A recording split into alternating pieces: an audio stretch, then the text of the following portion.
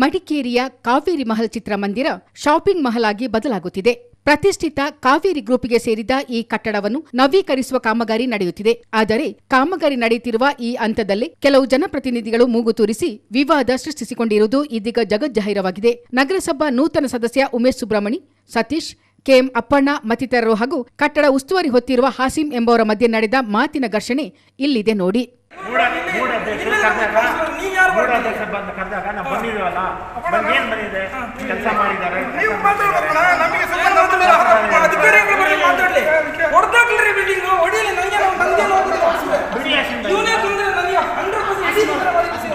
ಇವನೇ ಮಾಡಿದ್ದು 5 ಲಕ್ಷ ಕೇಳಿದಂತೆ.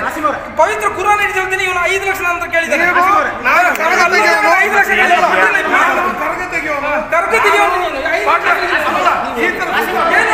ಒಳಗೆ ಯಾಕೆ ನೀವು ಯಾರು ಒಳಗೆ ಯಾಕೆ ಬಂದಿಲ್ಲ?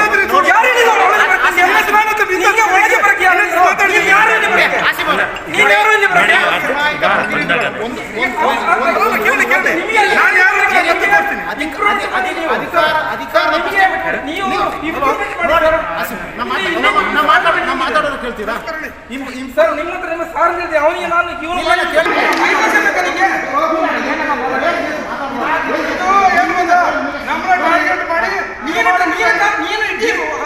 ನಾನು ಕಾವೇರಿ ಗ್ರೂಪ್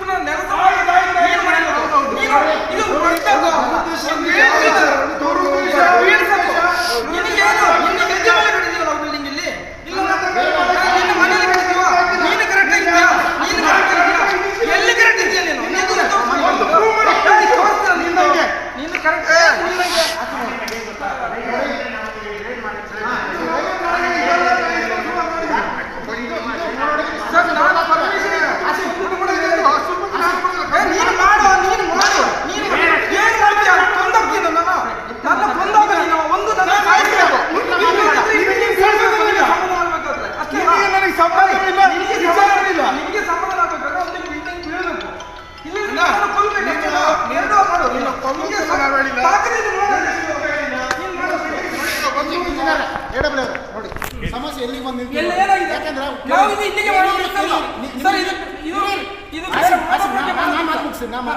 ನೋಡಿ ನಿಮಗೆ ಅವತ್ತೇ ಈ ತರ ಇಲ್ಲಿಗಲ್ ಕನ್ಸ್ಟ್ರಕ್ಷನ್ ಅವತ್ತೇ ನಾವು ಹೇಳ್ದ ಮೂಡ ಅಧ್ಯಕ್ಷರು ನಿಮ್ಮನ್ನು ಕರೆದು ಹೇಳಿದ್ರು, ಕಮಿಷನರ್ ಬಂದು ಇನ್ಸ್ಪೆಕ್ಟ್ ಮಾಡಿದ್ರು, ನಾವು 16 ಜನ ಕೌನ್ಸಿಲರ್ಸ್ ಎಲ್ಲ ಬಂದು ಹೇಳ್ದೋ ನಿಮಗೆ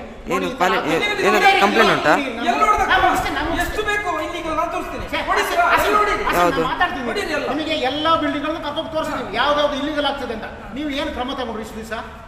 ಏನು ತಗೊಳ್ಳಿಲ್ಲ ನೀವು.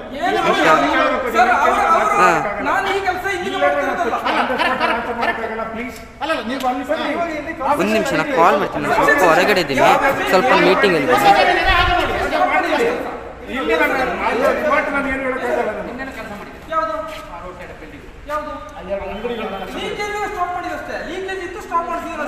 ನಮಗೆ ಈ ಬಿಲ್ಡಿಂಗ್ ಬೀಳ್ಸಿಕ್ಕೆ ನಾವು ನಮಗೆ ಇಷ್ಟ ಇಲ್ಲ, ನಿಮಗೆ ಇಷ್ಟ ಇರ್ಬೋದು, ನಮಗೆ ಇಷ್ಟ ಇಲ್ಲ. ಇವಾಗ ಮೇಡಮ್ ಗಂಡ ಇಲ್ಲ, ಅವರು ತೀರೋಗಿದ್ದಾರೆ, ಅವರು ಕಷ್ಟದಲ್ಲಿದ್ದಾರೆ. ನೀವು ಯಾಕಂದ್ರೆ ನೀವು ಅವ್ರನ್ನ ಸಾಯಿಸ್ಬೇಕು ಅಂದ್ರೆ ಸಾಯಿಸ್ಬೇಕು. ಆ ವಿಷಯಕ್ಕೆ ನಾವು ಬಂದಿಲ್ಲ. ಏನ್ ಗೊತ್ತಾ, ನೀವು ನಾನು ಅವತ್ತು ಕಾವೇರಿ ಗ್ರೂಪ್ಸ್ನ ಮುಖ್ಯಸ್ಥರಾದ ಪೊನ್ನಚೆಟ್ಟಿರ ದೇಚಮ್ಮ ಕಾರ್ಯಪ್ಪ ವಿದೇಶದಲ್ಲಿದ್ದಾರೆ. ಶಿಥಿಲ ಸ್ಥಿತಿಯಲ್ಲಿರುವ ಕಾವೇರಿ ಮಹಲ್ ಚಿತ್ರಮಂದಿರದ ನವೀಕರಣ ಕಾಮಗಾರಿಯನ್ನು ಹಾಸಿಂ ಅವರಿಗೆ ವಹಿಸಿದ್ದಾರೆ. ಆದರೆ ನಗರಸಭೆಯಿಂದ ಕಾಮಗಾರಿ ನಡೆಸಲು ಯಾವುದೇ ಅನುಮತಿ ಸಿಗಲಿಲ್ಲ. ಕಾರಣ ಹಲವು ಕೌನ್ಸಿಲರ್ಗಳ ವಿರೋಧ. ಹಾಸಿಂ ಹೇಳುವಂತೆ ಕೌನ್ಸಿಲರ್ ಒಬ್ಬರು 5 ಲಕ್ಷಕ್ಕೆ ಬೇಡಿಕೆ ಇಟ್ಟಿದ್ದಾರೆ. ಪದೇ ಪದೇ ಕಾಮಗಾರಿ ಸ್ಥಳಕ್ಕೆ ಬರುತ್ತಿದ್ದಾರೆ. ಕಳೆದ ಸೋಮವಾರ ತಡೆಗೋಡೆ ಹಾರಿ ಅಕ್ರಮವಾಗಿ ಪ್ರವೇಶಿಸಿದ್ದಾರೆ. ತಮ್ಮದಲ್ಲದ ವಾರ್ಡಿಗೆ ಅಕ್ರಮವಾಗಿ ಪ್ರವೇಶ ಮಾಡಿ ಕಾಮಗಾರಿ ಬಗ್ಗೆ ಪ್ರಶ್ನಿಸಿರುವುದು ಎಷ್ಟು ಸರಿ ಎಂದು ಹಾಸಿಂ ಪ್ರಶ್ನಿಸಿದ್ದಾರೆ. ಅಲ್ಲದೆ ಈ ಕೌನ್ಸಿಲರ್ ಕಾಮಗಾರಿಗೆ ಬೇಕಾದ ದಾಖಲೆಗಳನ್ನು ಮಾಡಿಸಿಕೊಡುವುದಾಗಿಯೂ ಇದಕ್ಕಾಗಿ 5 ಲಕ್ಷ ಹಣ ನೀಡುವಂತೆಯೂ ಬೇಡಿಕೆ ಇಟ್ಟಿದ್ದರು. ಈಗ ಈ ಹಣ ನೀಡಲು ಸಾಧ್ಯವಿಲ್ಲ ಎಂದು ಹೇಳಿದ ಕಾರಣಕ್ಕೆ ಪದೇ ಪದೇ ಸ್ಥಳಕ್ಕೆ ಆಗಮಿಸಿ ಕಿರಿಕಿರಿ ಮಾಡುತ್ತಿದ್ದಾರೆ ಎಂದು ಹಾಸಿಂ ಗಂಭೀರ ಆರೋಪ ಮಾಡಿದರು. ನಾನು ಹೇಳಿದ್ದು ಸುಳ್ಳಾಗಿದ್ದರೆ ಇದೇ ಮಣ್ಣಲ್ಲಿ ಮಣ್ಣಾಗಿ ಹೋಗುತ್ತೇನೆ ಎಂದು ಹಾಸಿಂ ನೊಂದು ನುಡಿದರು. ಇದು ಏನಾಗಿದೆ ಅಂತ ಹೇಳಿದ್ರೆ, ಒಂದು ಜನವರಿಯಲ್ಲಿ ಈ ಪ್ರಾಪರ್ಟಿ ನಮ್ಮ ಕಾವೇರಿ ಗ್ರೂಪ್ ಅವರು ನಮ್ಗೆ ಏನು ಮಾಡಿದ್ದಾರೆ, ಕಾವೇರಿ ಗ್ರೂಪ್ ಅವರು ನಮಗೆ ಹ್ಯಾಂಡ್ ಓವರ್ ಮಾಡಿದ್ದಾರೆ. ಹೇಗೆ ಹ್ಯಾಂಡ್ ಓವರ್ ಅಂದರೆ ವರ್ಕ್ ಮಾಡಬೇಕು. ಇದು ನೋಡ್ತಾ ಇದ್ದೀರಲ್ಲ, ಫುಲ್ ಲೀಕೇಜ್ ಇದೆ. ಅದಕ್ಕೆ ನೀವು ಒಂದು ಸಲ ಕರೆಕ್ಟ್ ರಿನೋವೇಷನ್ ಮಾಡಬೇಕು ಅಂತ ಹೇಳಿ ನನಗೆ ಏನು ಮಾಡಿದ್ದಾರೆ, ಫುಲ್ ಇನ್ಚಾರ್ಜ್ ಕೊಟ್ಟಿದ್ದಾರೆ. ಇದು ಕಂಪ್ಲೀಟ್ ನೀನು ಇದರಲ್ಲಿ ಇರಬೇಕು, ನೀನೇ ಇನ್ಚಾರ್ಜ್ ಕಂಪ್ಲೀಟಾಗಿ ನೀಟಾಗಿ ಮಾಡಿ ಅವ್ರಿಗೆ ಹ್ಯಾಂಡ್ ಓವರ್ ಮಾಡಬೇಕು ಅಂತೇಳಿ ಅವ್ರು ನನಗೆ ಕೊಟ್ಟಿದ್ದಾರೆ. ಅದೇನಾಯ್ತು ಅಂತ ಹೇಳಿದರೆ ಒಂದು ಜನವರಿಲಿ ನಾನೇನು ಮಾಡಿದೆ, ಅವರು ಕಾವೇರಿ ಗ್ರೂಪ್ ಅವರು ಒಂದು ಅಪ್ಲಿಕೇಶನ್ ಕೊಟ್ಟಿದ್ದಾರೆ ಈ ಇವರಿಗೆ, ಇದು CMC ಅವರಿಗೆ. ಇದು ಮಾಡಿ ನಮಗೆ ಪರ್ಮಿಷನ್ ಕೊಡಬೇಕು, ಈ ಬಿಲ್ಡಿಂಗ್ ರಿನ್ಯೂವೇಷನ್ ಮಾಡಲಿಕ್ಕೆ ನಮಗೆ ಪರ್ಮಿಷನ್ ಕೊಡಬೇಕು ಅಂತೇಳಿ ಅಪ್ಲಿಕೇಶನ್ ಕೊಟ್ಟಿದ್ದಾರೆ. ಈ ಜನವರಿಲಿ ಕೊಟ್ಟ ಅಪ್ಲಿಕೇಶನ್ ಏನಾಗಿದೆ ಅಂತ ಹೇಳಿದ್ರೆ ಅವರು ಮುಟ್ಟೇ ಇಲ್ಲ. ಅವ್ರು ನನಗೆ ಕೇಳಿದ್ರು, ಕಾವೇರಿ ಗ್ರೂಪ್ ಮ್ಯಾನೇಜರ್ ಹೇಳಿದರು ಅದರ ಹಿಂದೆ ಓಡಾಡಬೇಕು, ಅದು ಏನಾಗಿದೆ ಅಂತ ನೋಡಬೇಕು ಅಂತ ನನಗೆ ಹೇಳಿದರು.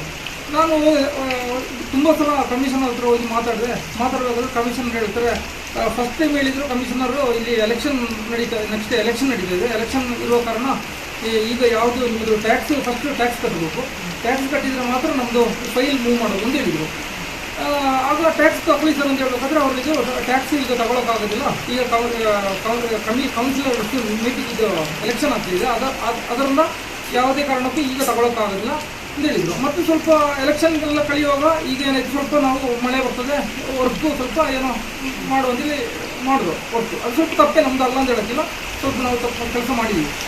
ಈ ಕೆಲಸ ಮಾಡಿ ಆದಮೇಲೆ ಈ ಫ್ರಂಟಲ್ಲಿ ಹಾಗೆ ಇದು ಇದೆ, ಚಾಯ್ಸ್ ವಾಟ್ ಟಚ್ಚಲ್ಲಿ ಒಂದು ಕಾರ್ನರ್ ಅಂಗಡಿ ಇದೆ.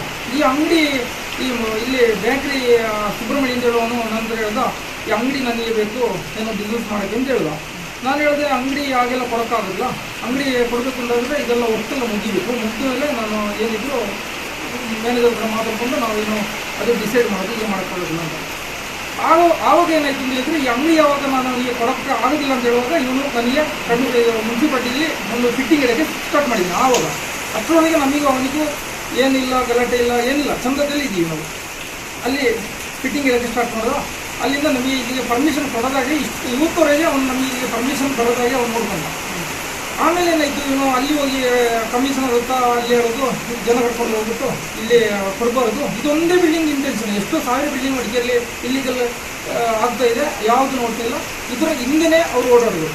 ಮತ್ತು ನನ್ನ ಹತ್ರ ಆಮೇಲೆ ನನ್ನ ಹತ್ರ ಏನು ಹೇಳಿದರು, ಒಂದು ಬೇಕ್ರಿ ಹತ್ರ ಇರುವಾಗ ಹೇಳಿದ್ರು, ನಾವು ಅಲ್ಲೇ ಓಡಾಡೋದು, ಅಲ್ಲೇ ಇರೋದಲ್ಲ, ನಮ್ದು ಹೇಳಿದ್ರು ಮಾತಾಡೋ ಅಂತ. ನಾನು ಹೋದೆ, ನನ್ನ ಹತ್ರ ಹೇಳಿದ್ರು, ನೀನೊಂದು ಕೆಲಸ ಮಾಡು, ಒಂದು 5 ಲಕ್ಷ ಕೊಡು, ನಾನೆಲ್ಲ ರೆಡಿ ಮಾಡಿಬಿಡ್ತೀನಿ ಅಂತ ಹೇಳೋದು. ನಾನು ಹೇಳಿದ್ರೆ ಅಮೌಂಟ್ ನನಗೆ ಇವತ್ತು ಸದ್ಯ ಹೊರಕಾಗುತ್ತಿಲ್ಲ, ಯಾಕಂದರೆ ನಾನು ಅಮೌಂಟ್ ಕೇಳಿದ್ದಾರೆ, ಇದು ಸುಬ್ರಹ್ಮಣ್ಯ ಉಮೇಶ್ ಸುಬ್ರಹ್ಮಣ್ಯ, ಅದೇ ಬೇಕ್ರಿ. ಹಾಗೆ ನಾನು ಹೇಳಿದೆ ಅಮೌಂಟೆಲ್ಲ ಕೊಡೋಕ್ಕಾಗೋದಿಲ್ಲ, ಈಗ ಏನಿದ್ರು ವರ್ಕ್ ಮುಗಿದೆ, ವರ್ಕ್ ಮುಗಿದ ಮೇಲೆ ನಿಮಗೆ ಒಂದೊಂದು ಅಂಗಡಿನ ಇಲ್ಲದ್ರೆ ಅದೇ ಇನ್ನೊಂದು ವರ್ಷಕ್ಕೆ ನಾನು ಮಾಡ್ತೀನಿ ಅಂತ ಹೇಳೋದು. ಅದೆಲ್ಲ ಆಗೋದಿಲ್ಲ, ಆಗಿದ್ರೆ ನಾನು ಬಿಡೋದಿಲ್ಲ, ನೋಡುವ ಹಂಗೆ ಹಿಂಗೆ ಅಂತ ಹೇಳಿದ. ಮತ್ತು ಅಲ್ಲಿಂದ ನಮಗೆ ಅವನಿಗೆ ಸ್ವಲ್ಪ ಕ್ಲಾಶಸ್ ಸ್ಟಾರ್ಟ್ ಆಯಿತು.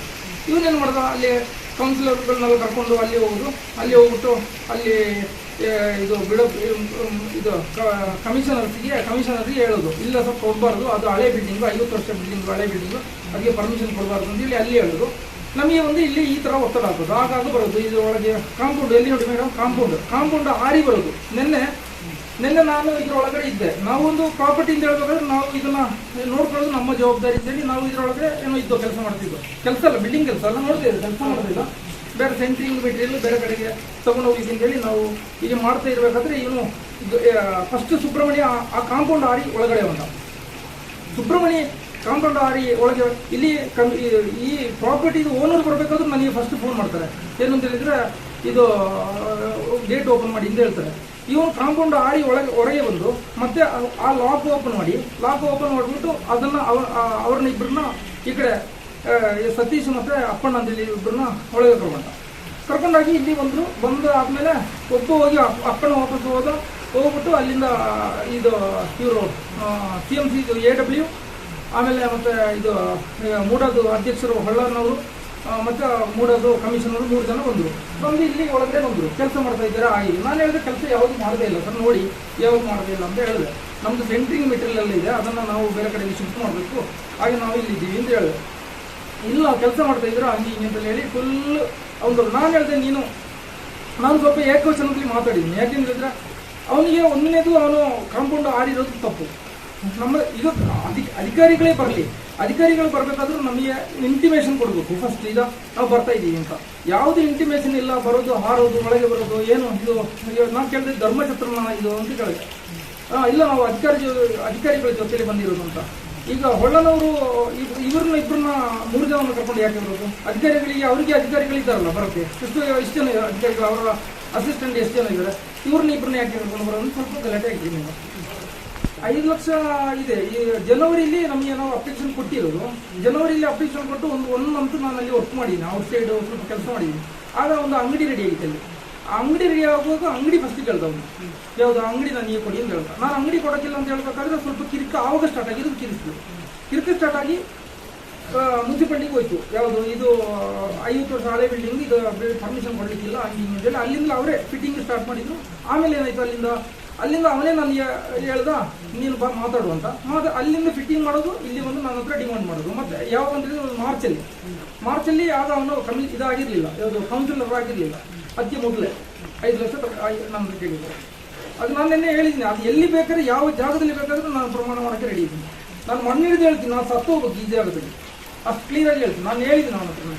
ಸೋಮವಾರ ಈ 3 ಕೌನ್ಸಿಲರ್ಗಳಲ್ಲದೆ ಮೂಡ ಅಧ್ಯಕ್ಷ ರಮೇಶ್ ಹೊಳ್ಳ ಮತ್ತು ನಗರಸಭಾ ಸಹಾಯಕ ಇಂಜಿನಿಯರ್, ಮೂಡ ಕಮಿಷನರ್ ಕೂಡ ಸ್ಥಳಕ್ಕೆ ತೆರಳಿದ್ದಾರೆ. ಭೇಟಿಯ ಬಗ್ಗೆ ಮಾಹಿತಿ ನೀಡದೆ ಒಳ ಪ್ರವೇಶಿಸಿರುವುದು ಖಂಡನೀಯ ಎಂದು ಹಾಸಿಂ ಹೇಳಿದ್ದಾರೆ. ಅಲ್ಲದೆ ಕಟ್ಟಡ ಹಳೆಯದಾಗಿದ್ದು ಮಧ್ಯಭಾಗದಲ್ಲಿ ಕಾಂಕ್ರೀಟ್ ಪಿಲ್ಲರ್ ಆಧಾರ ನೀಡಲಾಗುತ್ತಿದೆ. ಉಳಿದಂತೆ ಹಳೆಯ ಕಟ್ಟಡ ಸುಭದ್ರವಾಗಿದೆ. ನಗರಸಭೆಯಿಂದ ಸ್ಪಂದನೆ ಇದ್ದರೂ ಕೆಲವು ಕೌನ್ಸಿಲರ್ಗಳ ದುರಾಸೆಯಿಂದ ದುರಸ್ತಿಗೆ ಅನುಮತಿ ಸಿಗಲು ತಡವಾಗುತ್ತಿದೆ ಎಂಬುದು ಹಾಸಿಂ ಅವರ ಆರೋಪ. ಈ ಬಗ್ಗೆ ಪ್ರತಿಕ್ರಿಯೆ ನೀಡಿರುವ ಕೌನ್ಸಿಲರ್ ಉಮೇಶ್ ಸುಬ್ರಹ್ಮಣಿ, ನಾನು ಯಾವುದೇ ಕಟ್ಟಡದ ದಾಖಲಾತಿ ಮಾಡಿಕೊಡಲು ಹಣದ ಬೇಡಿಕೆಯನ್ನು ಇಟ್ಟಿಲ್ಲ. ಆಸಿಂ ಅವರು ನನ್ನ ಸ್ಥೈರ್ಯ ಕುಗ್ಗಿಸಲು ಮಾಡುತ್ತಿರುವ ಕುತಂತ್ರವಿದು. ಇದಕ್ಕೆ ನಾನು ಬಗ್ಗುವುದಿಲ್ಲ. ಆಸಿಂ ಅವರ ಮೇಲೆ ನಾನು ಈಗಾಗಲೇ ಮಾನನಷ್ಟ ಮೊಕದ್ದಮೆಯನ್ನು ದಾಖಲು ಮಾಡಿದ್ದು, ಹಣದ ಆರೋಪ ಸಾಬೀತಾದರೆ ರಾಜಕೀಯವಾಗಿ ನಿವೃತ್ತಿ ಹೊಂದುವುದಾಗಿ ಉಮೇಶ್ ಸುಬ್ರಹ್ಮಣಿ ಸವಾಲು ಹಾಕಿದರು. ಕಾವೇರಿ ಮಾಲ್ ಕಟ್ಟಡ ಅನಧಿಕೃತವಾಗಿ ಕಟ್ಟಡ ಕಟ್ಟಿ ಯಾವುದೇ ಪರ್ಮಿಷನ್ ಪರವಾನಗಿ ಇಲ್ಲದೆ ಕಟ್ಟಡ ಕಟ್ತಾ ಇದ್ರು. ಇದ್ರ ಬಗ್ಗೆ ಎಲ್ಲ ನಗರಸಭಾ ಸದಸ್ಯರು ಇದ್ರ ಮೊದಲು ಕಮಿಷನರ್ಗೂ ಹಾಗೂ ಸಂಬಂಧಪಟ್ಟ ಅಧಿಕಾರಿಗಳಿಗೆ ತಿಳಿಸಿದ್ದು. ಅದಾದ್ಮೇಲೆ ನಗರಸಭೆಯಿಂದ ಏನು ನೋಟಿಸ್ ಮಾಡಿ 2 ನೋಟಿಸ್ ಮಾಡಿ ಅದನ್ನು ಸ್ಥಗಿತ ಮಾಡಬೇಕು ಅಂತ ಹೇಳಿದ್ರು ಸಹ ಪುನಃ ಕೆಲಸ ಮಾಡ್ತಿದ್ದಾರೆ ಅಂತೇಳಿ ನಮ್ಮ ಅಧಿಕಾರಿಗಳು ಹಾಗೂ ಮೂಡ ಅಧ್ಯಕ್ಷರು, ಮೂಡ ಇಂಜಿನಿಯರು ಹಾಗೂ ನಮ್ಮ ಸ್ಥಳೀಯ ನಗರಸಭಾ ಸದಸ್ಯರು ಬಂದು ಗಮನಕ್ಕೆ ತಂದು ನಮ್ಮನ್ನು ಕರೆದ ಪ್ರಯುಕ್ತ ನಾನು ಅವ್ರ ಜೊತೆ ಅಲ್ಲಿ ಹೋದಾಗ ಅಲ್ಲಿ ಏನು ಕೆಲಸ ಆಯ್ತಿತ್ತು ಅದರ ಬಗ್ಗೆ ಮಾತಾಡುವಾಗ ಯಾರೋ ಸಂಬಂಧ ಇಲ್ಲದ ಒಬ್ಬ ವ್ಯಕ್ತಿ ಬಂದು ಏಕಾಏಕಿ ನನ್ನ ಮೇಲೆ ಆರೋಪ ಮಾಡೋಕ್ಕೆ ಶುರು ಮಾಡ್ದ. ನೀನು ಯಾರು ಬರೋಕ್ಕೆ, ನೀನು ಎಲ್ಲಿಂದ ಬಂದಿದ್ದು, ನೀನು ಯಾರೋ ಕೌನ್ಸಿಲರ್, ಹಂಗೆ ದಟ್ಟ ದಿವಸ ಅಂತೇಳಿ ನನ್ನ ಮೇಲೆ ಬಾಯಿ ಬಂದಾಗ ಭಯ ಕೇಳಿ ಹಾಗೂ ಅದೆಲ್ಲ ನನ್ನ ಮೇಲೆ 5 ಲಕ್ಷ ಕೇಳಿದ್ದೆ ಅಂತೇಳಿ ಒಂದು ಆರೋಪನ ಮಾಡೋಕ್ಕೆ ಶುರು ಮಾಡ್ದ. ಈ ಯಾವ ಆರೋಪಗಳಿಗೂ ಉರುಳಿಲ್ಲ. ಏನು ಆರೋಪ ಮಾಡ್ತೀವಿ ಅದೆಲ್ಲ ಅವನು ನಮ್ಮ ಆತ್ಮಸ್ಥೈರ್ಯ ಕುಗ್ಗಿಸಿ ನಾವೇನು ಕೆಲಸ ಮಾಡ್ತಾ ಇದ್ದೀವಿ, ಈ ಅನಧಿಕೃತ ಕಟ್ಟಡಗಳನ್ನು ಸ್ಥಗಿತಗೊಳಿಸಬೇಕು, ಇದರ ಬಗ್ಗೆ ಎಲ್ಲ ನಾವು ಗಮನ ಹರಿಸೋದಕ್ಕೆ ನಮ್ಮನ್ನ ಟಾರ್ಗೆಟ್ ಮಾಡಿ ನಮ್ಮನ್ನು ಬೊಟ್ಟು ಮಾಡಿ ಇದು ಮಾಡಬೇಕು ಅಂತ ಒಂದು ಹುನ್ನಾರ, ಇದರಿಂದ ದೊಡ್ಡ ಹುನ್ನಾರ ನಡೀತಿದೆ. ಇದನ್ನೆಲ್ಲ ನೀಡಿ ಇಂಥ ಒಂದು ಸುಳ್ಳು ಆರೋಪಗಳಿಗಾಗಲಿ ಇಂಥ ಗೊಡ್ಡ ಬೆದರಿಕೆಗಳಿಗೆ ನಾನೇನು ಎದುರೋದು ಇಲ್ಲ. ಈ ಥರ ಸುಮಾರೆಲ್ಲ ಕೇಳಿ ಬಂದಿದ್ದೀವಿ. ಇದು ಏನಾಗಿದೆ ಇದ್ರ ಬಗ್ಗೆ ನಾನು ಪೊಲೀಸ್ ಕಂಪ್ಲೇಂಟ್ ಕೊಟ್ಟಿದ್ದೀನಿ. ಹಾಗೂ ಏನು ಈ ವಿಡಿಯೋ ವೈರಲ್ ಮಾಡಿದ್ದಾರೆ ಅವ್ರ ಬಗ್ಗೆ ನಾನು ಮಾನನಷ್ಟ ಮೊಕದ್ದಮೆ ಹೂಡಕ್ಕೂ ರೆಡಿ ಇದ್ದೀನಿ. ಮಾನನಷ್ಟ ಮೊಕದ್ದಮೆ ಹೂಡ್ತಾ ಇದ್ದೀವಿ. ಅವಶ್ಯಕತೆಯಲ್ಲಿ ಏನಿಲ್ಲ. ಅವ್ರ ಕೆಲಸದಾರ ಬಂದು ಡೋರ್ ತೆಗೆದುಕೊಟ್ರು, ಮುಂದುಗಡೆ ಅಧಿಕಾರಿಗಳು ಅವ್ರ ಜೊತೆ ನಾವು ಹೋಗಿದ್ದು. ಏನು ಅವರು ಅಲ್ಲಿ ಯಾರು ಮಾತಾಡಿದ್ರು ಅವ್ರಿಗೂ ಅದಕ್ಕೂ ಸಂಬಂಧ ನಮ್ಮ ಪ್ರಕಾರ ಸಂಬಂಧ ಇಲ್ಲ. ಏನು ಅವರು ಕಾವೇರಿ ಗ್ರೂಪ್ ಅವರು ಇದು ಕೊಟ್ಟಿದ್ದಾರೆ ಅಪ್ಲಿಕೇಶನ್, ಅದರ ಬಗ್ಗೆ ನಾವು ಅದಕ್ಕೆ ಸೂಕ್ತ ಕ್ರಮ ಕೈಗೊಳ್ಳಿ. ಅದರಲ್ಲಿ ಅವಕಾಶ ಇದ್ರೆ ಅವ್ರಿಗೆ ಕೆಲಸ ಮಾಡೋಕ್ಕೆ ಕೊಡಿ ಅಂತೇಳಿ. ಅದು ಅವಕಾಶ ಇಲ್ಲ, ಅವ್ರು ಕರೆಕ್ಟ್ ಆಗಿದ್ರೆ ಇದೇ ಬರೋದಿಲ್ಲಲ್ಲ. ನಮ್ಮ ಮೇಲೆ ಯಾಕೆ ಆರೋಪ ಮಾಡ್ತಾರೆ? ಅವ್ರು ತಪ್ಪಾಗಿರೋದಕ್ಕೆ ಈ ಮುಂದೆ ಸಹ ಇದೇ ತರ ದೊಡ್ಡ ದಂಧೆಗಳು ಮಾಡಿದ್ದಾರೆ ಜನ. ಅದೆಲ್ಲ ನಮ್ಮ ಹತ್ರ ನಡೆಯದಿದ್ದಕ್ಕೆ ನಮ್ಮ ಮೇಲೆ ಆರೋಪ ಮಾಡಿ ನಮ್ಮನ್ನು ಮಾನಸಿಕವಾಗಿ ಕುಂದಿಸಿ ಮುಂದೆ ನಮ್ಮನ್ನ ಈ ಜಾಗಕ್ಕೆ ಬರದಂಗೆ ಅದರ ದಿಕ್ಕುದಶೆ ಬದಲಿಸಿ ಅದರ ಏನು ಅಕ್ರಮ ಕಟ್ಟಡ ಇದೆ ಅದನ್ನು ಬೇರೆ ಕಡೆಗೆ ಅದರ ಡೈವರ್ಟ್ ಮಾಡಿ ಅವರ ಕೆಲಸ ಮಾಡುವಂತ ಅವ್ರು ಭ್ರಮೆಯಲ್ಲಿದ್ದಾರೆ. ಯಾವುದೇ ಕಾರಣಕ್ಕೂ ಇನ್ನು ಮುಂದಕ್ಕಾಗಲಿ ಅದು ಏನಿದೆ ಕಾನೂನು ಪ್ರಕಾರವಾಗಿ ಹೆಂಗೆ ತಗೊಳ್ಬೇಕು ತಗೊಂಡು ಕಟ್ಲಿ. ಕಾವೇರಿ ಗ್ರೂಪ್ ಅವರು ಮಡಿಕೇರಿ ನಗರದಲ್ಲಿ ಹೈಯೆಸ್ಟ್ ಟ್ಯಾಕ್ಸ್ ಪೇಯರ್ ನಮ್ಮ ನಗರಸಭೆಗೆ. ಅವ್ರಿಗೆ ಯಾವುದೇ ನಾವು ತೊಂದರೆ ಕೊಡೋಕ್ಕೂ ನಾವು ರೆಡಿಲ್ಲ.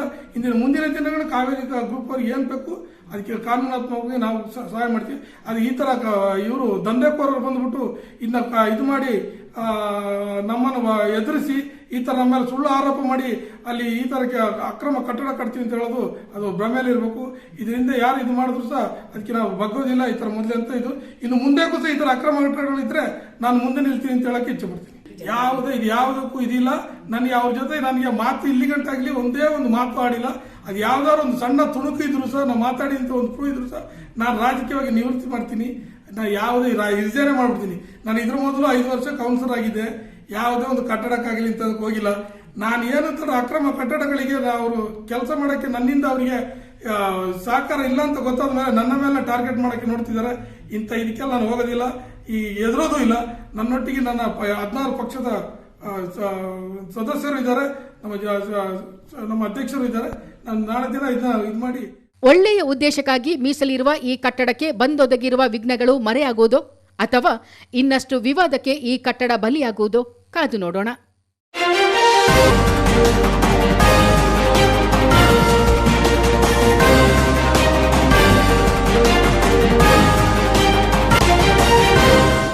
ಬಿಜೆಪಿ ಭದ್ರಕೋಟೆ ಕೊಡಗು ಈ ಬಾರಿಯೂ ಸಚಿವ ಸ್ಥಾನದಿಂದ ವಂಚಿತವಾಗಿದೆ.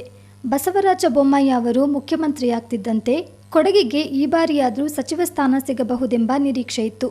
ಜಿಲ್ಲೆಯ ಶಾಸಕರಾದ ಅಪ್ಪಚ್ಚು ರಂಜನ್ ಹಾಗೂ ಕೆಜಿ ಬೋಪಯ್ಯ ಸಂಪುಟ ಸೇರುವ ನಿರೀಕ್ಷೆ ಇಟ್ಟುಕೊಂಡಿದ್ರು. ಪಕ್ಷದ ಕಾರ್ಯಕರ್ತರು ಕೂಡ ಶಾಸಕರಿಗೆ ಸಚಿವ ಸ್ಥಾನ ಸಿಗುವ ಆಶಾಭಾವನೆಯಲ್ಲಿದ್ರು. ಆದರೆ ಕೊಡಗಿನ ಶಾಸಕರಿಗೆ ಸಂಪುಟದಲ್ಲಿ ಪ್ರಾತಿನಿಧ್ಯ ಸಿಗಲೇ ಇಲ್ಲ. ಆ ಮೂಲಕ ಜಿಲ್ಲೆಯ ಜನರ ಲೆಕ್ಕಾಚಾರವೆಲ್ಲ ಉಲ್ಟಾ ಆಗಿದೆ. ಇನ್ನು ಕರ್ನಾಟಕದ ನೂತನ ಮುಖ್ಯಮಂತ್ರಿಯಾಗಿ ಬಸವರಾಜ ಬೊಮ್ಮಾಯಿ ಪ್ರಮಾಣ ವಚನ ಸ್ವೀಕರಿಸಿ ಸರಿಯಾಗಿ 1 ವಾರದ ಬಳಿಕ ಸಚಿವ ಸಂಪುಟ ಅಸ್ತಿತ್ವಕ್ಕೆ ಬಂದಿದೆ. ಹೊಸ ಸಚಿವರಾಗಿ 29 ಮಂದಿ ಸಂಪುಟಕ್ಕೆ ಸೇರ್ಪಡೆಗೊಂಡಿದ್ದಾರೆ. ರಾಜ್ಯಪಾಲ ಥಾವರ್ಚಂದ ಗೆಹ್ಲೋಟ್ ನೂತನ ಸಚಿವರಿಗೆ ಪ್ರಮಾಣ ವಚನ ಬೋಧಿಸಿದ್ರು. ಕೊಡಗು ಜಿಲ್ಲೆಯ ಉಸ್ತುವಾರಿ ಜವಾಬ್ದಾರಿಯನ್ನು ಕೋಟಾ ಶ್ರೀನಿವಾಸ್ ಪೂಜಾರಿ ಅವರಿಗೆ ನೀಡಲಾಗಿದೆ. ಅವರು ಕೊರೋನಾ ನಿರ್ವಹಣೆ ಮತ್ತು ಮಳೆಯಿಂದ ಉಂಟಾಗುವ ನೆರೆ ಕಾರ್ಯಗಳ ಉಸ್ತುವಾರಿಯಾಗಿ ಜವಾಬ್ದಾರಿ ನಿಭಾಯಿಸಬೇಕಿದೆ.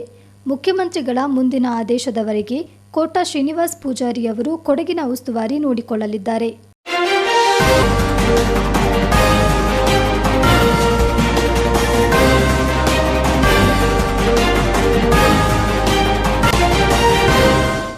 ನಾಪೋಕ್ಲುವಿನಲ್ಲಿ ತೋಟಗಾರಿಕಾ ಇಲಾಖೆಯ ಅಧೀನದಲ್ಲಿರುವ ಸಸ್ಯ ಕ್ಷೇತ್ರಕ್ಕೆ ಜಿಲ್ಲಾಧಿಕಾರಿ ಚಾರುಲತಾ ಸೋಮಲ್ ಭೇಟಿ ನೀಡಿ ಪರಿಶೀಲನೆ ನಡೆಸಿದರು. ತೋಟಗಾರಿಕಾ ಇಲಾಖೆಗೆ ಸೇರಿದ ಸರ್ವೆ ನಂಬರ್ 37/2, 37/6 ಹಾಗೂ 36/13ರಲ್ಲಿನ ಸಸ್ಯ ಕ್ಷೇತ್ರವನ್ನು ಅಭಿವೃದ್ಧಿಪಡಿಸಲು ಸಾಕಷ್ಟು ಅವಕಾಶಗಳಿದ್ದು ಸೂಕ್ತ ಕ್ರಮ ಕೈಗೊಳ್ಳಲಾಗುವುದು. ಈ ಹಿಂದೆಯೇ ಸರ್ವೆ ಕಾರ್ಯ ನಡೆಸಲಾಗಿದ್ದು ಸಸ್ಯ ಕ್ಷೇತ್ರವನ್ನು ಅಭಿವೃದ್ಧಿಪಡಿಸಲು ಯೋಜನೆ ರೂಪಿಸಲಾಗುವುದು ಎಂದರು. ಬಳಿಕ ಇಲ್ಲಿನ ಸ್ಮಶಾನ ಜಾಗದ ಪರಿಶೀಲನೆ ನಡೆಸಿದ್ರು. ನಾಪೋಕ್ಲುವಿನ ಪ್ರವಾಸಿ ಬಂಗಲೆಗೆ ಜಿಲ್ಲಾಧಿಕಾರಿ ಭೇಟಿ ನೀಡಿದ್ರು.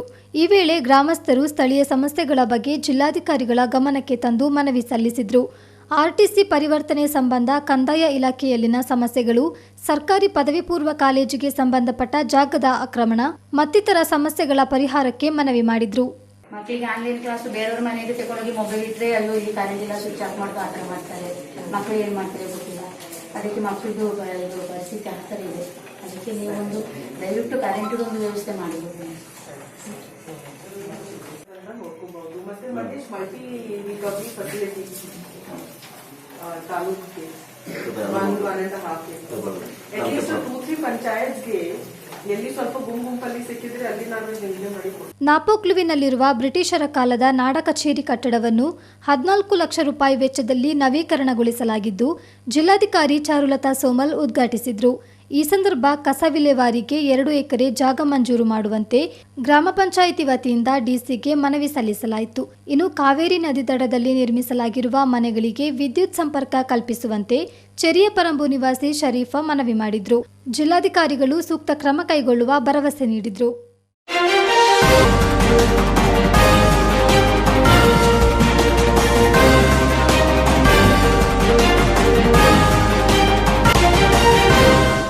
ಅಕ್ರಮ ಕಟ್ಟಡ ಕಾಮಗಾರಿ ನಡೆಯುತ್ತಿರುವ ಬಗ್ಗೆ ಸಾರ್ವಜನಿಕರಿಂದ ದೂರುಗಳು ಕೇಳಿಬಂದ ಹಿನ್ನೆಲೆ ನಗರಸಭೆಯ ಸದಸ್ಯರು ವಿವಿಧೆಡೆ ಭೇಟಿ ನೀಡಿ ಪರಿಶೀಲನೆ ನಡೆಸಿದ್ದಾರೆ.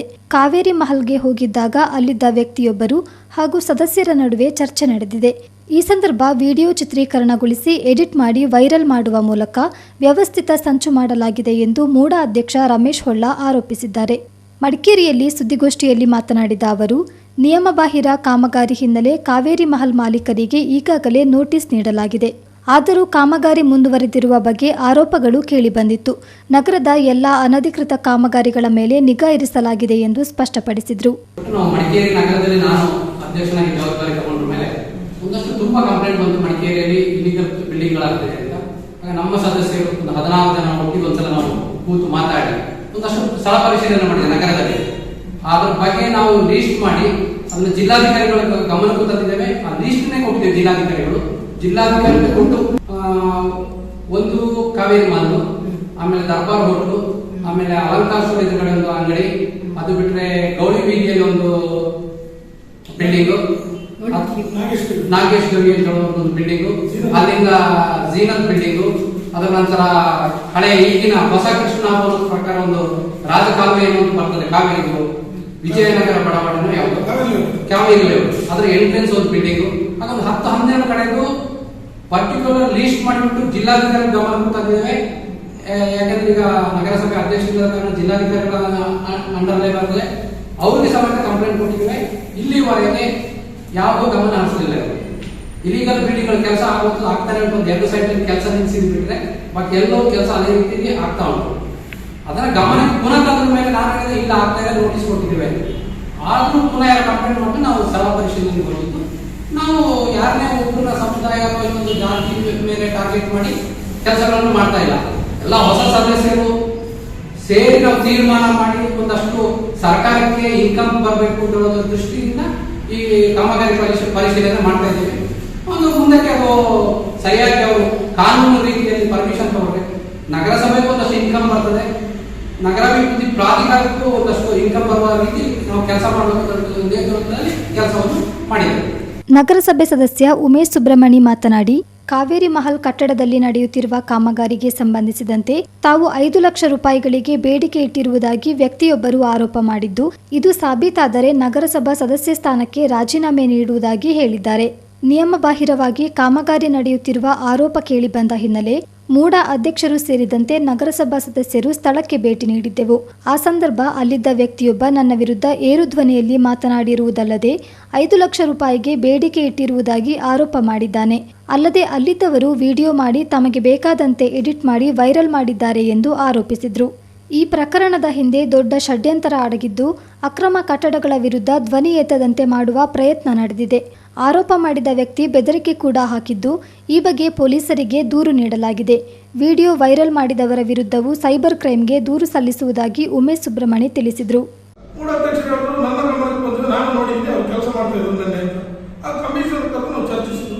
ಚರ್ಚಿಸಿ ಅಲ್ಲಿ ಏನಾಯ್ತು ಕಮಿಷನ್ ನನ್ನ ಗಮನಕ್ಕೆ ಗೊತ್ತಿಲ್ಲ, ಅಲ್ಲಿ ಕೆಲಸ ಆಯ್ತಿಲ್ಲ, ಕೆಲಸ ಮಾಡಬಾರ್ದು ತಪ್ಪನ್ನು ನೋಟಿಸ್ ಕೊಟ್ಟಿದ್ದೀನಿ ಅಂತ ಪುನಃ ಅವರನ್ನು ನಾನು ಅಭ್ಯಂತರ ಕಳಿಸಿ ನಾನು ಯಾವ ಮೀಟಿಂಗ್ ಇದ್ದೀನಿ, ನನ್ನ ಅಭ್ಯಂತರ ಕಳಿಸಿದ್ದೀನಿ, ನೀವು ಪರಿಶೀಲಿಸಬಹುದು ಅಂತ ಹೇಳಿದ ಪ್ರಕಾರ ನಾನು ಅಪ್ಪಣ್ಣ ಮೂಡ ಅಧ್ಯಕ್ಷರು ಹಾಗೂ ನಮ್ಮ ಸತೀಶ್ ಅವರು ಏರಿಯಾ ಮತ್ತು ಅವರ ಮೂಡ ಇಂಜಿನಿಯರ್ ನಮ್ಮ AW ಅವರ ಇದರಿಂದ ನಾವು ಸ್ಥಳಕ್ಕೆ ಹೋದ ಕೂಡಲೇ ಯಾವುದೋ ಒಬ್ಬ ವ್ಯಕ್ತಿ ನಾವು ಯಾರು ಏನು ಉದ್ದೇಶದಲ್ಲಿ ಏನು ಇದ್ದಾರೆ ಅಂತ ಯಾರು ನಮ್ಮ ಗಮನಕ್ಕೆ ಬಂದಿಲ್ಲ. ಅಲ್ಲಿ ನಮಗೆ ಕಾವೇರಿ ಗ್ರೂಪ್ ಕೊಟ್ಟಿರೋದು ಇದು, ಅಲ್ಲಿ ಕಟ್ಟಡ ಕಟ್ಟಕ್ಕೆ ಪರವಾನಗಿ ಬೇಕು. ಇವನು ಏಕದಮ್ ಬಂದು ಏನೋ ನಮ್ಮ ಮೇಲೆ ಒಂದು ನೀವು ಯಾವ ಬಳಕೆ ಇದ್ರೊಳಗೆ ನಿಮ್ಗೆ ಯಾರು ಪರ್ಮಿಷನ್ ಕೊಡಿ, ನೀವು ಯಾರು ಅದು ಇದು ಅಂತೇಳಿ ನಮ್ಮ ಮೇಲೆ ಅವೇಚ ಶಬ್ದಗಳು ಏರ್ ಧ್ವನಿಯಲ್ಲಿ ಏರ್ಪಡಿಸಿ ಮಾತಾಡಿದ್ರೆ, ಅದು ಅಲ್ಲದೆ ನಮ್ಮ ಮೇಲೆ ನೀವು 5 ಲಕ್ಷ ದುಡ್ಡು ಕೇಳಿದೆ, ನಾನು ಇದು ಕೇಳಿದ ಕೊಟ್ಟಿಲ್ಲ ಅಂತ ನೀನೆಲ್ಲ ಮಾಡಿಸಿರೋದು, ನಿನ್ನನ್ನು ಬಿಡೋದಿಲ್ಲ ಹಂಗೆ ಹಿಂಗೆ ಅಂತೇಳಿ ನನ್ನ ಮೇಲೆ ಆರೋಪ ಮಾಡಿದಾದ್ರೆ ನನ್ನ ಅವರು ವಾಪಸ್ ಬರ್ಬೇಕಾದ್ರೆ ನಿನ್ನ ಬಿಡೋದಿಲ್ಲ, ನಾನು ಯಾವುದೇ ಕಾರಣಕ್ಕೂ ನಿನ್ನ ಮೇಲೆ ಜೀಪರ್ಸಿ ನಿನ್ನ ಬರ್ತೀನಿ ಅಂತ ಹೇಳುವ ಬೆದರಿಕೆಯನ್ನು ನನ್ನ ಮೇಲೆ ಹಾಕಿದ್ದಾರೆ. ಇದರ ಬಗ್ಗೆ ಯಾವ ಮಾಹಿತಿ ಬೇಕು, ಇದು ಅವರು ಯಾವುದೇ ನಮ್ಮ ಮೇಲೆ ಆರೋಪ ಮಾಡಿದ್ರು ಅದನ್ನ ಪ್ರೂವ್ ಮಾಡಿ, ಅದು ಯಾವುದೇ ಯಾವ ವಿಚಾರಕ್ಕೂ ನಾವು ವಿಚಾರಕ್ಕೆ ಈ ಕೇರೆ ಮಾಡೋದಿಲ್ಲ. ಅವಾಗ ಯಾವ ಮೇಲೆ ಸತ್ಯ ಮಾಡಿದ್ರು ನಾವು ಎಲ್ಲಿಗಾದ್ರೂ ಪ್ರಮಾಣ ಮಾಡೋದು, ನಮ್ಮ ಧರ್ಮದಲ್ಲಿ ಯಾರು ಎಲ್ಲಿಗಾದ್ರೂ ಪ್ರಮಾಣ ಮಾಡಿದ್ದೀವಿ, ಅಕಸ್ಮಾತ್ ಯಾವ್ದಾದ್ರು ಒಂದು ಪ್ರೂವ್ ಆಯ್ತು ಅಂತಂದ್ರೆ ನಾವು ಆವತ್ತೇ ರಾಜೀನಾಮೆ ಕೊಟ್ಟು ನಾನು ಸಾರ್ವಜನಿಕ ಕ್ಷೇತ್ರದಿಂದ ನಿವೃತ್ತಿ ಹೊಂದಕ್ಕೆ ನಾನು ಸಿದ್ಧನಿದ್ದೀನಿ, ಅದು ಪ್ರೂವ್ ಮಾಡಬೇಕು. ಅದು ಅಲ್ಲದೆ ಅವ್ರ ಜೊತೆಗೆ ಯಾರೋ ಒಟ್ಟಿಗೆ ಬಂದು ಇದೇನೋ ಪೂರ್ವ ನಿಯೋಜಿತ ಅಂತ ಅನಿಸ್ತದೆ ನನಗೆ. ಯಾಕೆಂದ್ರೆ ವಿಡಿಯೋ ಮಾಡ್ಕೊಂಡು ಬಂದು ಅಷ್ಟೇ, ಏನು ವಿಡಿಯೋ ಮಾಡಿದ್ರೆ ಎಲ್ಲ ಕಟ್ ಮಾಡಿ ವೈರಲ್ ಮಾಡಿದ್ರು, ಅದರ ಮೇಲೂ ಅದು ಪೂರ್ವ ನಿಯೋಜಿತನೇ ಅನಿಸ್ತದೆ. ಯಾವ ನನ್ನ ಮೇಲೆ ಈ ರೀತಿ ಆರೋಪ ಬಂತು, ಇವಿ ಯಾವುದೇ ದಿನ ನಾನು ಸಂಜೆ ಪೊಲೀಸ್ ಇಲಾಖೆಗೆ ಕಂಪ್ಲೇಂಟ್ ಮಾಡಿ FIR ಮಾಡಕ್ಕೆ ಹೇಳಿದ್ದೀನಿ. ಅದೇ ರೀತಿ ಯಾವ್ದು ಈ ವಿಡಿಯೋವನ್ನು ವೈರಲ್ ಮಾಡ್ತಾ ದುರುದ್ದೇಶದಿಂದ ಅವ್ರ ಮೇಲೆ ಸೈಬರ್ ಕ್ರೈಮ್ಗೆ ಕಂಪ್ಲೇಂಟ್ ಮಾಡಿ ಅವ್ರ ವಿರುದ್ಧ ಮಾನನಷ್ಟ ಮೊಕದ್ದಮೆ ಮಾಡೋಕ್ಕೂ ನಾನು ಸಿದ್ಧನಿದ್ದೀನಿ. ನಗರಸಭಾ ಸದಸ್ಯ KS ರಮೇಶ್ ಮಾತನಾಡಿ, ಮಡಿಕೇರಿ ನಗರದಲ್ಲಿ ಅಕ್ರಮ ಕಟ್ಟಡ ಅಥವಾ ಕಾಮಗಾರಿಗೆ ಯಾವುದೇ ಕಾರಣಕ್ಕೂ ಅವಕಾಶ ನೀಡುವುದಿಲ್ಲ. ನಿಯಮ ಉಲ್ಲಂಘಿಸಿ ನಡೆಯುತ್ತಿರುವ ಕಾಮಗಾರಿ ಬಗ್ಗೆ ಪ್ರಶ್ನಿಸಲು ಹೋದ ಸದಸ್ಯರ ಬಗ್ಗೆ ಇಲ್ಲಸಲ್ಲದ ಆರೋಪ ಮಾಡಿರುವುದು ಸರಿಯಲ್ಲ. ಆರೋಪವನ್ನು ಸಾಬೀತುಪಡಿಸಲಿ. ಸಾಧ್ಯವಾಗದಿದ್ದಲ್ಲಿ ಆರೋಪ ಮಾಡಿರುವ ವ್ಯಕ್ತಿ ಸಾರ್ವಜನಿಕವಾಗಿ ಕ್ಷಮೆ ಕೇಳಬೇಕು ಅಥವಾ ಬಹಿರಂಗ ಚರ್ಚೆಗೆ ಸಿದ್ಧವಾಗಬೇಕೆಂದು ಒತ್ತಾಯಿಸಿದರು. ಮಡಿಕೇರಿ ನಗರದೊಳಗೆ ಯಾರೇ ಅನಧಿಕೃತ ಕಟ್ಟಡ ಕಟ್ಟುವರಿದ್ರೆ ಅಥವಾ ಯಾವುದೇ ಪರವಾನಗಿ ಪಡೆಯದೆ ಕಟ್ಟಡ ಕಟ್ಟಲಿಕ್ಕೆ ಅವಕಾಶ ಇಲ್ಲ.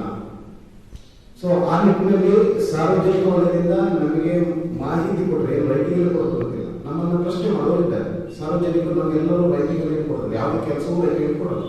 ಆ ರೀತಿಯಲ್ಲಿ ಒಂದು ಈ ರೀತಿ ಕೆಲಸ ಆಗ್ತಾ ಇದೆ, ಅದಕ್ಕೆ ಅನುಮತಿ ಇದೆಯಾ ಅಂತ ನಮ್ಮನ್ನು ಕೇಳಿದಾಗ ನಾವು ನಮ್ಮ ಯಾವುದೇ ಆಡಳಿತ ಮಂಡಳಿ ಇಲ್ಲದಿದ್ದಾಗ ಇಲ್ಲಿ ಎಲ್ಲಿಯೋ ಒಂದು ಕಾಣದ ಕೈಚಳಕ ನಡೆದಿದೆ. ಅಧಿಕಾರಿ ವೃಂದದಲ್ಲಿ ಅದರಲ್ಲಿ ನೇರ ಹೊಣೆ ಇರಲಿ. ಸೊ ಅದನ್ನು ನಾವು ತರಾಟೆಗೆ ತೆಗೆದುಕೊಂಡಿದ್ದೇವೆ. ನಮ್ಮ ಅಧಿಕಾರಿ ವೃಂದ ಎಲ್ಲರನ್ನು ಕರೆಸಿ ನಾವು ಸರಿಯಾದ ತರಾಟೆಗೆ ತಗೊಂಡಿದ್ದೇವೆ. ತಕ್ಷಣ ಇವತ್ತು ಸಂಚೋಳಿಗೆ ಕ್ರಮ ಜರುಗಿಸ್ತೇವೆ ಅಂತ ನಮಗೆ ಕೊಟ್ಟಿದ್ದಾರೆ. ಆದರೆ ಇವತ್ತು ಉದ್ದೇಶ ಕೆಲವೊಂದು ಮಾಹಿತಿ ವೈರಲ್ ಆಗಿ ಇವತ್ತು ನಮ್ಮ ಸದಸ್ಯರನ್ನ ಒಂಥರ ಇನ್ನೊಂದು ಕಳ್ಳಗಳ ದೃಷ್ಟಿಯಲ್ಲಿ ನೋಡೋ ದೃಷ್ಟಿಯಲ್ಲಿ ಒಂದು ಈ ವಿಡಿಯೋ ಮಾಡಿ ಒಂದು ಸಂಚು ನಡೆಸಿದ್ದಾರೆ. ಆ ಸಂಚು ಸತ್ಯಕ್ಕೆ ದೂರವಾದದ್ದು. ನಮ್ಮ ಸದಸ್ಯರ ಮೇಲೆ ಏನು ಆರೋಪ ಮಾಡಿದ್ದಾರೆ, 5 ಲಕ್ಷ ನನ್ನ ಕೇಳಿದ್ದೀರಿ, ಅದಕ್ಕಾಗಿ ನನಗೆ ತೊಂದರೆ ಕೊಡ್ತಾ ಇದ್ದೀನಿ ಅಂತೇಳಿ ಏನು ಆರೋಪ ಮಾಡಿದ್ದಾರೆ, ಆ ಆರೋಪವನ್ನು ನಾವು ಅಲ್ಲೇ ಈ ಸಾರ್ವಜನಿಕರ ಮುಂದೆ ಇಡಲಿಕ್ಕೋಸ್ಕರನೇ ನಾವು ಈ ಒಂದು ಪತ್ರಿಕಾಗೋಷ್ಠಿ ಅಂತ. ಸೊ ಆ ನಿಟ್ಟಿನಲ್ಲಿ ಅವರು ಏನು ಆರೋಪ ಮಾಡಿದ್ದಾರೆ ಸಾಬೀತುಪಡಿಸಿದ್ರೆ ನಾವು ಸಾರ್ವಜನಿಕವಾಗಿ ಕ್ಷಮೆಗಳು. ಸುದ್ದಿಗೋಷ್ಠಿಯಲ್ಲಿ ನಗರಸಭಾ ಸದಸ್ಯರಾದ ಎಸ್ಸಿ ಸತೀಶ್, ಕೆಎಂ ಅಪ್ಪಣ್ಣ, ನಗರ ಬಿಜೆಪಿ ಅಧ್ಯಕ್ಷ ಮನು ಮಂಜುನಾಥ್ ಹಾಜರಿದ್ದರು.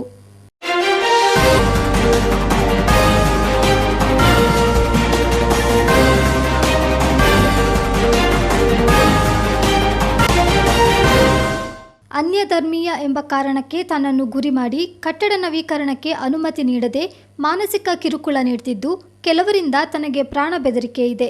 ರೂಪಾಯಿ 5 ಲಕ್ಷಕ್ಕೆ ನಗರಸಭೆ ಸದಸ್ಯ ಬೇಡಿಕೆ ಇಟ್ಟಿರುವುದು ಸತ್ಯ ಎಂದು ಗುತ್ತಿಗೆದಾರ ಕೆಎ ಹಾಶಿಂ ತಿಳಿಸಿದರು. ಮಡಿಕೇರಿಯಲ್ಲಿ ಸುದ್ದಿಗೋಷ್ಠಿಯಲ್ಲಿ ಮಾತನಾಡಿದ ಅವರು, ತಾನು ಕಳೆದ 6 ತಿಂಗಳ ಹಿಂದೆ ನಗರದ ಕಾವೇರಿ ಗ್ರೂಪ್ ಒಡೆತನದ ಕಾವೇರಿ ಮಹಲ್ ಕಟ್ಟಡವನ್ನು 15 ವರ್ಷಕ್ಕೆ ಗುತ್ತಿಗೆಗೆ ಪಡೆದುಕೊಂಡೆ. ಕಟ್ಟಡವನ್ನು ನವೀಕರಣಗೊಳಿಸಿ ವಾಣಿಜ್ಯ ಮಳಿಗೆಗಳನ್ನಾಗಿ ಮಾಡಲು ಉದ್ದೇಶಿಸಲಾಗಿದ್ದು, ನಗರಸಭೆಗೆ ಈ ಸಂಬಂಧ ಅನುಮತಿಗಾಗಿ ಮನವಿ ಕೂಡ ಸಲ್ಲಿಸಿದ್ದೇನೆ. ಆದರೆ ಅನುಮತಿ ನೀಡಲು ನಗರಸಭೆ ಸತಾಯಿಸುತ್ತಿದ್ದು, ಯಾವುದೇ ರೀತಿಯಲ್ಲಿ ಸ್ಪಂದನೆ ಇಲ್ಲ ಎಂದು ಆರೋಪಿಸಿದರು. ಮಳೆಗಾಲ ಹಿನ್ನೆಲೆ ಕಟ್ಟಡ ಶಿಥಿಲವಾಗಬಾರದೆಂದು ಕೆಲ ಚಿಕ್ಕಪುಟ್ಟ ಕಾಮಗಾರಿ ಕೆಲಸ ಆರಂಭಿಸಿದ್ದೆ. ಬಳಿಕ ನಗರಸಭೆ ಹಾಗೂ ನಗರಾಭಿವೃದ್ಧಿ ಪ್ರಾಧಿಕಾರ ಕಾಮಗಾರಿ ನಡೆಸದಂತೆ ನೋಟಿಸ್ ನೀಡಿದ ನಂತರ ಕೆಲಸ ಸ್ಥಗಿತಗೊಳಿಸಲಾಗಿತ್ತು. ತಾರೀಖು 2ರಂದು ಕಟ್ಟಡದೊಳಗಿದ್ದ ಕೆಲ ವಸ್ತುಗಳನ್ನು ಸ್ಥಳಾಂತರಿಸುವ ಸಂದರ್ಭ ಏಕಾಏಕಿ ಮೂಡ ಅಧ್ಯಕ್ಷರು ಹಾಗೂ ನಗರಸಭಾ ಸದಸ್ಯರು ಕಾಂಪೌಂಡ್ ಹಾರಿ ಒಳಬಂದಿದ್ದಾರೆ. ಬರುವ ಮುನ್ನ ಮಾಹಿತಿ ನೀಡದಿರುವುದನ್ನು ಹಾಶಿಂ ಆಕ್ಷೇಪಿಸಿದರು. ನಗರಸಭೆ ಸದಸ್ಯ ಉಮೇಶ್ ಸುಬ್ರಹ್ಮಣಿ ಕಟ್ಟಡವನ್ನು ಗುತ್ತಿಗೆಗೆ ಕೇಳಿದ್ದರು ಎನ್ನಲಾಗಿದೆ. ಜೊತೆಗೆ ನನ್ನೊಂದಿಗೂ ಕಟ್ಟಡದಲ್ಲಿ ಒಂದು ಮಳಿಗೆಯನ್ನು ನೀಡುವಂತೆ ಕೋರಿಕೊಂಡಿದ್ದರು. ಕಟ್ಟಡ ನಿರ್ಮಾಣದ ಬಳಿಕ ಈ ಬಗ್ಗೆ ಹೇಳುವುದಾಗಿ ತಿಳಿಸಿದ್ದೆ. ವೈಯಕ್ತಿಕ ದ್ವೇಷದಿಂದ ಉಮೇಶ್ ಈ ರೀತಿ ಮಾಡ್ತಿದ್ದಾರೆ. ಹಣಕ್ಕೆ ಬೇಡಿಕೆ ಇಟ್ಟ ಬಗ್ಗೆ ತನ್ನ ಬಳಿ ಯಾವುದೇ ದಾಖಲೆಗಳಿಲ್ಲ. ಆದರೆ ದೇವರ ಮೇಲೆ ಪ್ರಮಾಣಕ್ಕೆ ತಾನು ಸಿದ್ಧ ಎಂದು ಹೇಳಿದರು. ನಗರಸಭೆ ಸದಸ್ಯ ಎಸ್ಸಿ ಸತೀಶ್ ಅವರು ತನ್ನನ್ನು ಕರೆಸಿ ಮಾತನಾಡಿದ್ದು, ಮುಸ್ಲಿಂ ಎಂಬ ಕಾರಣಕ್ಕೆ ನಿನಗೆ ತೊಂದರೆ ನೀಡುತ್ತಿದ್ದಾರೆ ಎಂದಿರುವ ಅವರು, ಈ ಬಗೆಗಿನ ಸಂಭಾಷಣೆಯ ಆಡಿಯೋ ನನ್ನಲ್ಲಿದೆ ಎಂದು ಮಾಧ್ಯಮಗಳ ಮುಂದೆ ಬಿಡುಗಡೆ ಮಾಡಿದ್ರು. ಎಲ್ಲ ದಾಖಲಾತಿ ಇರುವ ತಮ್ಮ ಕಟ್ಟಡಕ್ಕೆ ಈ ರೀತಿಯಲ್ಲಿ ಸಮಸ್ಯೆ ಉಂಟು ಮಾಡಲು ಕಾರಣವೇನೆಂದು ಪ್ರಶ್ನಿಸಿದ್ರು. ನನ್ನ ವಿರುದ್ಧವೇ ಸುಳ್ಳು ದೂರು ನೀಡಲು ಉಮೇಶ್ ಸುಬ್ರಹ್ಮಣಿ ಮುಂದಾಗಿರುವುದು ಸರಿಯಲ್ಲ. ನನ್ನ ದೂರನ್ನು ಪೊಲೀಸರು ಸ್ವೀಕರಿಸಿಲ್ಲ. ಈ ಬಗ್ಗೆ ಕಾನೂನು ಹೋರಾಟ ಮುಂದುವರೆಸ್ತೇನೆ. ಕೆಲವರಿಂದ ತನಗೆ ಪ್ರಾಣ ಬೆದರಿಕೆ ಕೂಡ ಇದೆ. ಅದಲ್ಲದೆ ತಾನು ಕೂಡ 25 ವರ್ಷಗಳಿಂದ ಬಿಜೆಪಿಯ ಸಕ್ರಿಯ ಕಾರ್ಯಕರ್ತನಾಗಿದ್ದೇನೆ ಎಂದು ಹಾಶಿಂ ಹೇಳಿದ್ದಾರೆ. ನನ್ನ ಜೊತೆಲಿ ಯಾರಿಲ್ಲ ದೂರಕ್ಕೆ, ನಾನು ಒಬ್ಬನೇ ಹಾಕಿ ಕೂತಿದ್ದೇನೆ. ನನಗೆ ಭಯ ಇದೆ, ತುಂಬ ಭಯ ಇದೆ. ನನಗೆ ನನ್ನ ಜೊತೆಲಿ ಯಾರು ಎಲ್ಲ ಬರೋಕ್ಕೆ ಹೆದರ್ತಾರೆ. ಯಾಕೆಂದರೆ ಮೊನ್ನೆ ದಿವಸ ಅಲ್ಲಿ ಕಾವೇರಿ ಮಹಲಲ್ಲಿ ಒಂದು ಇನ್ಸಿಡೆಂಟ್ ನಡೀತು. ಆ ನಡೆದ ಮೇಲೆ ನನ್ನ ಮೇಲೆ ಅವರು ಕಟ್ಟಡ ಹಾರಿ ನಮ್ಮ ಕಾಂಪೌಂಡ್ ಹಾಕಿ ಒಳಗಡೆ ಬಂದರು. ಉಮೇಶ್ ಸುಬ್ರಹ್ಮಣಿ, ಸತೀಶ್ ಮತ್ತು ಅಪ್ಪಣ್ಣಂದಿರವರು ನಮ್ಮ ಕಾಂಪೌಂಡ್ ಹಾಕಿ ಕಾವೇರಿ ಮಹಲದ ಒಳಗಡೆ ಬಂದು ನಮಗೆ ಒಳಗಡೆ ಇರುವ ನಾವು ಸೆಂಟ್ರಿ ಲೋಡ್ ಮಾಡೋಕ್ಕಿದ್ವಿ. ನಾವು ನಮ್ಮ ಕೆಲಸಗಾರರು ನಿಂತಿರುವಾಗ ನಮ್ಮ ಒಳಗಡೆ ಬಂದು ನಮಗೆ ಧಮಕಿ ಹಾಕಿದ್ದಾರೆ. ನಮಗೆ ಧಮಕಿ ಹಾಕಿ ನಮ್ಮ ಕಟ್ಟಡದೊಳಗೆ ಅಕ್ರಮ ಪ್ರವೇಶ ಮಾಡಿ ನಮಗೆ ಧಮಕಿ ಹಾಕಿ ನಮ್ಮ ಮೇಲೆ ಕಂಪ್ಲೇಂಟ್ ಮಾಡಿ, ಅವರ ಕಂಪ್ಲೇಂಟ್ ಮಾತ್ರ ಪೊಲೀಸವರು ತಗೊಂಡಿದ್ದಾರೆ. ನಾನು ಕೊಟ್ಟ ಕಂಪ್ಲೇಂಟ್ ಅವರು ಪೊಲೀಸ್ನವರು ತಗೊಂಡಿಲ್ಲ. ಈ ಕಾರಣಕ್ಕಾಗಿ ನನ್ನ ಜೊತೆಯಲ್ಲಿ ಈಗ ಈ ವೇದಿಕೆಯಲ್ಲಿ ಕೂರಕ್ಕೆ ಜನ ಬರ್ತಿಲ್ಲ, ಹೆದರಿ ಬರ್ತಿಲ್ಲ. ಯಾಕೆ ಹೆದರಿಕೆ? ಅಷ್ಟು ಹೆದರಿಕೆ ಇದೆ ಅಂತಂದರೆ ನನ್ನ ಬಳಿ ಈಗ ಜನಬಲವಿಲ್ಲ, ಹಣಬಲವಿಲ್ಲ, ಮತ್ತು ಅಧಿಕಾರದ ಬಲ 3 ಸಹ ಇಲ್ಲ. ಅವರ ಬಳಿ 3 ಇದೆ. ಹಣಬಲವಿದೆ, ಜನಬಲವಿದೆ, ಅಧಿಕಾರದ ಬಲವಿದೆ. ನಾನು ಸಹ ಬಿಜೆಪಿ ಪಕ್ಷದಲ್ಲಿ ಕಳೆದ 25 ವರ್ಷಗಳಿಂದ ನಾನು ಪ್ರಾಮಾಣಿಕವಾಗಿ ಒಂದು ಸಾಮಾನ್ಯ ಕಾರ್ಯಕರ್ತನಾಗಿ ನಾನು ಕೆಲಸ ಮಾಡ್ಕೊಂಡು ಬರ್ತಾ ಇದ್ದೀನಿ. ನಾನು ಬೇರೆ ಒಂದು ಪಕ್ಷಕ್ಕೆ ಹಾರಿ ಮತ್ತೆ ವಾಪಸ್ ಇದೇ ಪಕ್ಷಕ್ಕೆ ಬಿಜೆಪಿ ಪಕ್ಷಕ್ಕೆ ಬಂದಿಲ್ಲ. ಯಾವಾಗಲೂ ಕಳೆದ 25 ವರ್ಷಗಳಿಂದ ನಾನು ಬಿಜೆಪಿ ಪಕ್ಷದಲ್ಲಿ ಇದ್ದೇನೆ. ಒಂದನೇದಾಗಿ ನನಗೆ ನನ್ನ ನಾಯಕರಾದ ಯಾರಿಂದಲೂ ನನಗೆ ಇಷ್ಟರವರೆಗೆ ಏನೂ ತೊಂದರೆ ಆಗಿಲ್ಲ. ಬಿಜೆಪಿ ದೊಡ್ಡ ನಾಯಕರಿಂದ ಯಾವುದೇ ಇಷ್ಟರವರೆಗೆ ತೊಂದರೆ ಆಗಿಲ್ಲ. ಈಗ ತೊಂದರೆ ಆಗ್ತಾ ಇರೋದು ಅಂದ್ರೆ ಕಳೆದ ಒಂದು 6 ತಿಂಗಳ ಹಿಂದೆ ಕಾವೇರಿ ಗ್ರೂಪ್ ಅವರದ್ದು ಕಾವೇರಿ ಮಹಲ್ ಒಂದು ಕಟ್ಟಡ ಇದೆ, ಕಾವೇರಿ ಮಹಲ್ ಚಿತ್ರಮಂದಿರ. ಆ ಚಿತ್ರಮಂದಿರನ ನನಗೆ ಅವರು 15 ವರ್ಷಕ್ಕೆ ಲೀಸಿಗೆ ಕೊಟ್ಟರು. ಅದನ್ನು ನಾನೇನು ಮಾಡಿದೆ, ಬಾಡಿಗೆ ಇದೆ, ಚಿಕ್ಕದಾಗಿ ಒಂದು ಬಾಡಿಗೆ ಇದೆ, ಅದಕ್ಕೆ ಲೀಸಿಗೆ ನನಗೆ ಕೊಟ್ಟರು. ಅವರು ಹೇಳಿದ್ರು, ನೀವು ಅದನ್ನು ಒಂದು ಶಾಪಿಂಗ್ ಮಾಲ್ ಇಲ್ಲದ್ರೆ ನೀವು ಒಂದು ವಾಣಿಜ್ಯ ಮಳಿಗೆಗಳನ್ನಾಗಿ ಮಾಡಿಬಿಟ್ಟು ನೀವು ಅದನ್ನು 15 ವರ್ಷವರೆಗೆ ನಡೆಸ್ಕೊಂಡು ಹೋಗಿ, ಆಮೇಲೆ ನಾವು ನಮಗೆ ರಿಟರ್ನ್ ಕೊಡಿ ಹೇಳಿಕ್ಕೆ ನಾನು ಅದನ್ನ ಅಗ್ರಿಮೆಂಟ್ ಪ್ರಕಾರ ನಾನು ಅದನ್ನು ತಗೊಂಡೆ, ಆ ಕಟ್ಟಡವನ್ನು ತಗೊಂಡೆ. ಇದು ಡಾಕ್ಯುಮೆಂಟ್ ಅದು. ಆಮೇಲೆ ಏನಾಯ್ತು ಅಂತ ಹೇಳಿದ್ರೆ ಜನವರಿ 21ಕ್ಕೆ ನಾವೊಂದು ಕಾವೇರಿ ಗ್ರೂಪಿನ ಒಂದು ಮುನ್ಸಿಪಾಲಿಟಿಗೆ, ಟೌನ್ ಮುನ್ಸಿಪಾಲಿಟಿಗೆ ಒಂದು ಅರ್ಜಿ ಕೊಟ್ಟಿದ್ದೀವಿ. ನಾವು ಈ ಥರ ನಮಗೆ ಬಿಲ್ಡಿಂಗ್ ಕಟ್ಟಕ್ಕೆ ನಮಗೆ ಅನುಮತಿ ಕೊಡಬೇಕು ಅಂತೇಳಿ ಅನುಮತಿ ನಮಗೆ ಕೊಡಲಿಲ್ಲ. ಅನುಮತಿ ಕೊಟ್ಟಿಲ್ಲ ಯಾಕೆ ಅಂತ ಕೇಳಿದ್ರೆ, ಈ ಅರ್ಜಿ ಕೊಟ್ಟು ನಾವು ಏನ್ ಮಾಡಿದ್ವಿ, ನಮಗೆ ಅನುಮತಿ ಕೊಡದ ಕಾರಣ ನಾವು ಅರ್ಜೆಂಟ್ ಆಗಿ ನಮಗೆ ಸ್ವಲ್ಪ ಮಳೆ ತುಂಬಾ ಬರ್ತಾಯಿತ್ತು. ಆ ಮಳೆ ಬರೋ ಕಾರಣ ನಮಗೆ ಸ್ವಲ್ಪ ಲೀಕೇಜ್ ಪ್ರಾಬ್ಲಮ್ ಇತ್ತು. ಅದನ್ನ ರೆಡಿ ಮಾಡಬೇಕು ಅಂತೇಳಿ ನಾವು ಸ್ವಲ್ಪ ಚಿಕ್ಕ ಪುಟ್ಟ ಕೆಲಸ ಮಾಡಿದ್ವಿ. ಈ ಕೆಲಸ ಮಾಡಬೇಕು ಅಂತಂದ್ರೆ ನಾವು ನಮಗೆ ನಮ್ಮ ಅರ್ಜಿಗೆ ಸ್ಪಂದನೆ ನೀಡದ ಕಾರಣ ನಾವು ಏನು ಮಾಡಿದ್ವಿ, ನಾವು ವರ್ಕ್ ಸ್ವಲ್ಪ ಚಿಲ್ಲರೆ ಕೆಲಸ ಮಾಡಿದ್ವಿ. ಆಗ ಏನು ಮಾಡಿದ್ರು, ಇಲ್ಲಿ ಮಡಿಕೇರಿ ನಗರದ ಈಗದ ಕೌನ್ಸಿಲರ್ ಆದ ಉಮೇಶ್ ಸುಬ್ರಹ್ಮಣ್ಯ ನನ್ನ ಬಳಿ ಆ ಒಂದು ಅಂಗಡಿ ಇದೆ, ಗೌರ್ಮೆಂಟ್ ಒಂದು ಅಂಗಡಿ ಇದೆ. ಆ ಅಂಗಡಿ ಬಾಡಿಗೆಗೆ ಬೇಕು ಅಂತ ಹೇಳ್ಬಿಟ್ಟು ನನ್ನ ಕೇಳಿದ್ರು. ಆಗ ನಾನು ಹೇಳಿದೆ, ಅದು ಕೊಡೋಕ್ಕಾಗೋದಿಲ್ಲ ಈಗ, ಯಾಕೆಂದ್ರೆ ಈಗ ಇದು ನಮ್ಮದು ಕಟ್ಟಡ ಯಾವುದು ಫಿನಿಶ್ ಆಗಿಲ್ಲ, ಎಲ್ಲ ಆದ್ಮೇಲೆ ಕೊಡೋದು ಅಂತ ಹೇಳುವಾಗ ಅವರಿಗೆ ಅಲ್ಲಿಂದ ನಮ್ಮ ಮೇಲೆ ಒಂದು ಬ್ರಿಡ್ಜ್ ಬಂದಿದೆ. ಯಾರಿಗೆ? ಉಮೇಶ್ ಸುಬ್ರಹ್ಮಣ್ಯ ನನ್ನ ಮೇಲೆ ಒಂದು ಬ್ರಿಡ್ಜ್ ಬಂದಿದೆ. ಅಲ್ಲಿಂದ ಅವರು ಏನು ಮಾಡಿದ್ರು ಅಂತ ಹೇಳಿದ್ರೆ, ಈ ಅರ್ಜಿ ಕೊಟ್ಟ ಅರ್ಜಿಗೆ ಯಾವುದೇ ರೀತಿ ನಮಗೆ ಪರ್ಮಿಷನ್ ಸಿಗದಾಗಿ ಅವರು ಇಷ್ಟರವರೆಗೆ ನೋಡ್ಕೊಂಡಿದ್ದಾರೆ. ಅದರ ನಂತರ ಇವರು ಏನು ಮಾಡಿದ್ದಾರೆ ಅಂತ ಹೇಳಿದ್ರೆ, ನಾವು ವಾಪಸ್ ಇದರ ನಂತರ ತುಂಬಾ ಕಾವೇರಿ ಗ್ರೂಪ್ನಿಂದ ತುಂಬಾ ಅರ್ಜಿ ಕೊಟ್ಟಿದ್ದೇವೆ. ಇದಕ್ಕೆ ವಾಪಸ್ ನಾವು ಯಾಕೆ ಕೊಡ್ತಾ ಇಲ್ಲ, ಪರ್ಮಿಷನ್ ಯಾಕೆ ಕೊಡ್ತಾ ಇಲ್ಲ ಅಂತೇಳಿ ನಾವು 3-4 ಸಲ ನಾವು ಅರ್ಜಿ ಕೊಟ್ಟರು.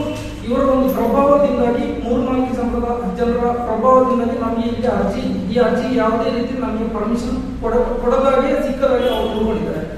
ಆಮೇಲೆ ಉಮೇಶ್ ಸುಬ್ರಹ್ಮಣ್ಯ ಅವರು ನನ್ನನ್ನು ಕರೆದು ಹೇಳ್ತಾರೆ, ಒಂದು ಕಡೆ ಬರಕ್ಕೆ ಹೇಳ್ತಾರೆ. ನಾವು ಒಂದು ಕಡೆ ನಾನು ಬಂದಾಗ ಅವ್ರು ನನ್ನ ಹತ್ರ ಹೇಳಿದ್ರು, ನೀನು ಇದು ಪ್ರಾಬ್ಲಮ್ ಇದೆ, ಇದು ಪ್ರಾಬ್ಲಮ್ ಸಾಲ್ವ್ ಮಾಡಬೇಕಂತಾದ್ರೆ ಒಂದು ಅಮೌಂಟ್ ಬೇಕು, 5 ಲಕ್ಷ ದುಡ್ಡು ಕೊಟ್ಟರೆ ನಾನು ಸೆಟಲ್ಮೆಂಟ್ ಮಾಡ್ತೀನಿ.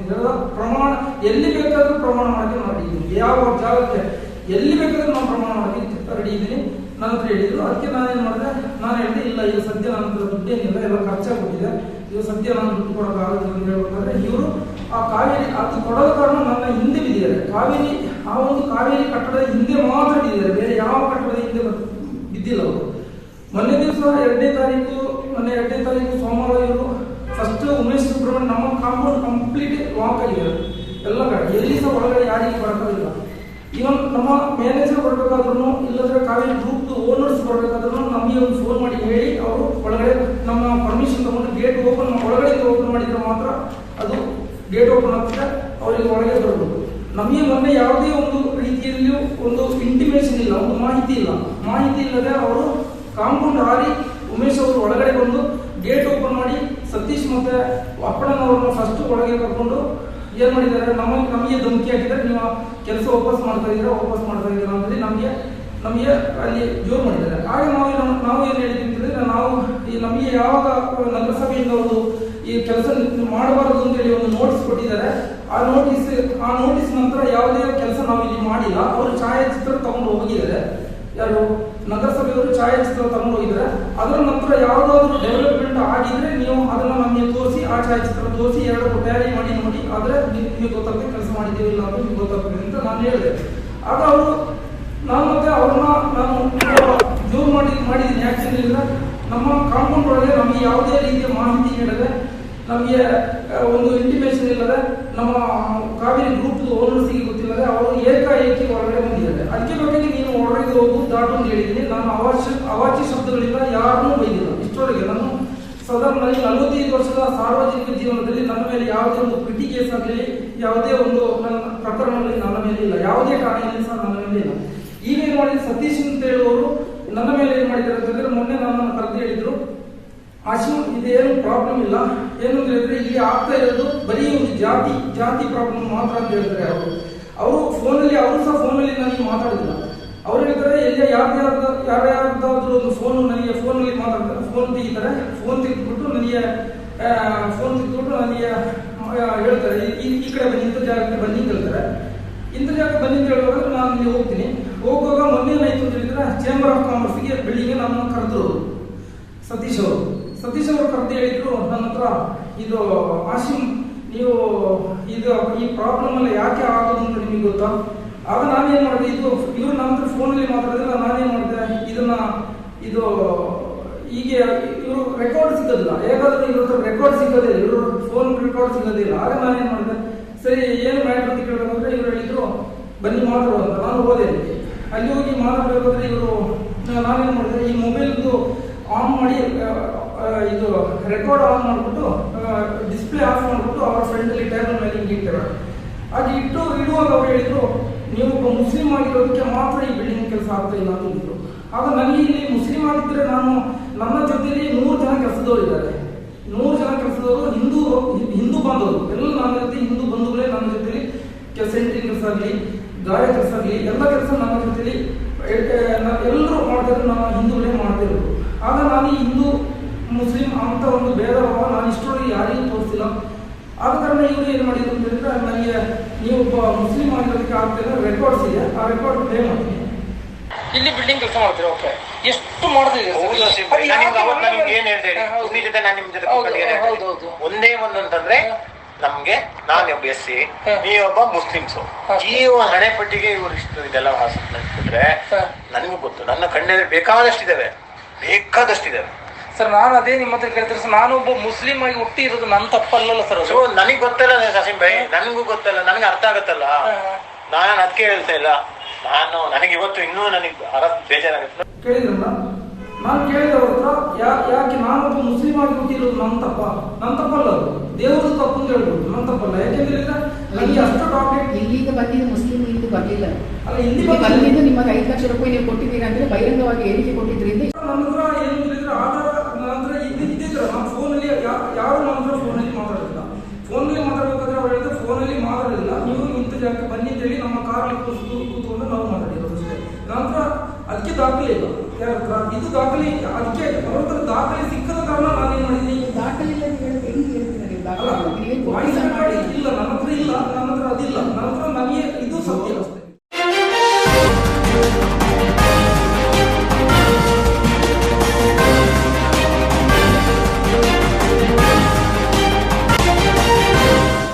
ಕಟ್ಟಡ ನವೀಕರಣ ಸಂಬಂಧ ಅನುಮತಿಗೆ ನಗರಸಭೆ ಸದಸ್ಯ ಲಂಚಕ್ಕೆ ಬೇಡಿಕೆ ಇಟ್ಟಿದ್ದಾರೆ ಎಂದಾದರೆ ಆರೋಪ ಸಾಬೀತುಪಡಿಸಲಿ.